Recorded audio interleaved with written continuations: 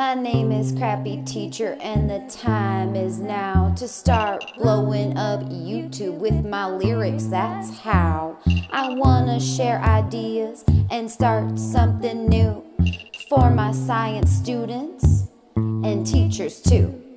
Coming at you weekly from Noblesville, IN, with jokes, tips, reflections. Let's get this vlog rolling.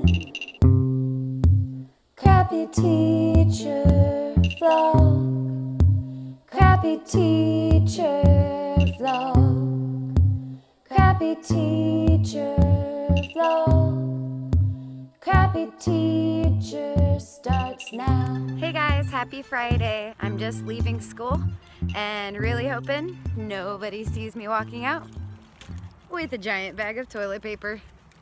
We used it for a lab in class this week. Hey guys, Crappy Teacher here. I hope you enjoyed my little Friday leaving school clip that I took of myself. Felt like a real vlogger, just doing something live on the fly. I'm still trying to get used to this whole hashtag vlog life. So today I'm coming to you. I know it's been a while since my last vlog. And a lot has happened. We are in a new season now. Welcome to fall, even though here in Indiana, it does not feel like fall. I think we have a high in the 90s this weekend. So I'm going to enjoy some time outside with friends. And also, I'm going to just give you an update on what's going on in my classroom. So since we last saw each other digitally, in my classroom, my students have learned how to use a new app. So a new app they're using is called Clips. You might see it on your iPhone or iPad, but this is a new app from Apple, and I really think it's kind of a game changer for education. It's also a really fun way to make just a short little video to send your friends, to share online. Just for fun. You can, a few unique features with this app, you can do text or speech to text, and when you talk, it will turn your speech into words scrolling along the bottom of the screen. So I think this is a really neat option for students who maybe struggle getting their thoughts down on paper through writing or typing, and you can just have them talk it out and see that they do have ideas, and these words can just, and their story can just come to life by recording themselves in this app. I had my students record some experiments that they were doing for an e-learning day. So all of my kids have iPads, and I taught them how to use the app. We played with the features in class, and then they took the experiments home and actually completed them and documented what they did by using this app called Clips. So they explained their experiment, they explained what the science was happening in the experiment, and they're able to use the cute little title screens and speech to text in order to really make these short little videos come to life. Now, a lot of kids were hesitant at first, and I think adults are too, because it is not iMovie. But that's okay. We can take a step away from iMovie.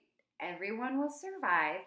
And the most important thing to remember is it serves a different purpose. So Clips is really for short little snippets, hence the name Clips.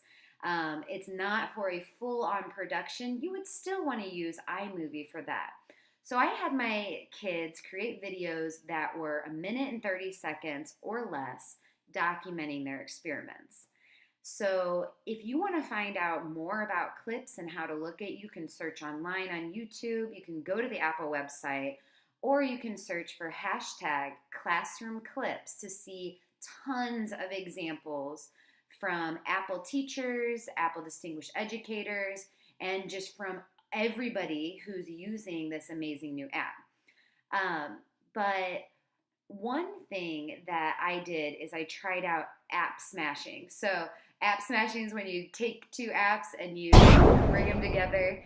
And so my kids were making the videos in Clips, But then we tried out a new online tool that I learned about this summer called Flipgrid. So this is a great way for your students to share videos online. So you can connect to a global audience, you put up a little prompt on your grid, and students send their video messages back. So our prompt was about the physics experiment, and we had all the 7th grade students submit their reply videos to the grid. So they uploaded their videos, and then everybody could comment on other people's videos. They could use fun little emoji responses to give feedback to their peers. And this is just my first toe in the water into Flipgrid, but I can see a ton of potential in applying this just for short exit tickets, for ways if students were having another e-learning and want to share digitally if they're not able to share just through a discussion post. There are tons of different ways you could use Flipgrid in your classroom, and you can really connect with anybody's grid. So you can find other people's grids up there and have your students put in the code for their grid and put their replies in to connect to people beyond the walls of your school. So I just wanted to talk about this new app, Clips, and new online tool for social video sharing called Flipgrid. And I think it's something that would be really awesome for teachers to start to utilize. I think it was fun for the kids. Flipgrid has a really great user interface. And I'm looking forward to using these two tools more in my classroom throughout this year. So before I sign off for today on the Crappy Teacher Vlog, I'd like to give a student shout out to my student of the month for August. And that student is Mason in my first period class. This kid is awesome. He shows up every day with a great attitude, a smile on his face, and he's ready to learn. So thank you, Mason, for being a great student. Here's an example of Mason's work with the physics e-learning. So as always, have a great day, a great week, and I'll see you soon. Crappy Teacher signing off. Did you know?